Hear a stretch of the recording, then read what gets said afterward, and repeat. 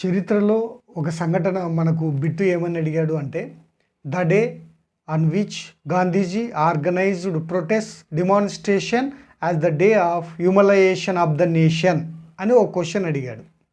జాతిని అవమానించిన దినంగా నిరసన ప్రదర్శనలు గాంధీజీ జరిపించిన రోజు, అంటే భారత జాతిని అవమానించిన దినంగా ఈ యొక్క బ్రిటిష్ వారికి వ్యతిరేకంగా గాంధీజీ నిరసన చేపట్టాడు ఎప్పుడూని. దానికి చాయిస్ ఏమని ఇచ్చాడంటే, number 1 1919 April 6, and second 1919 March 8, and third 1919 April 13, and fourth 1919 April 14 అనేటువంటి చాయిస్ ఇచ్చాడు.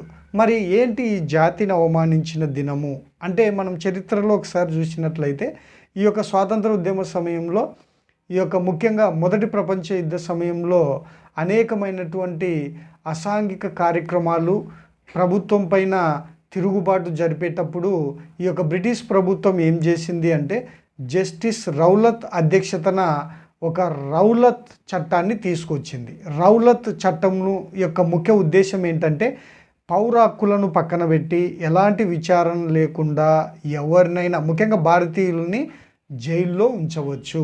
మరి ఈ విధంగా ఈ యొక్క బ్రిటిష్ ప్రభుత్వం ఈ చట్టాన్ని తీసుకురావడము కాంగ్రెస్ సంస్థకు నచ్చలేదు. దాంట్లో ఉన్నటువంటి గాంధీజీ, తర్వాత ఈ యొక్క సురేంద్రనాథ్ బెనర్జీ, తేజ్ బహదూర్ సప్రు లాంటి వాళ్ళు విమర్శించారు. ఇది నల్ల చట్టం అని, భారత జాతిని అవమానించిన చట్టము అని. మరి దీన్ని వెనక్కి తీసుకోకపోతే బ్రిటిష్ ప్రభుత్వానికి వ్యతిరేకంగా నిరసన కార్యక్రమాలు చేపడతామని గాంధీజీ బ్రిటిష్ ప్రభుత్వాన్ని హెచ్చరించడము, మరి ఆ కార్యక్రమాన్ని నిర్వహించినటువంటి రోజు ఏంటి అనేటువంటిది మనకి బిట్టు రూపంలో అడిగాడు.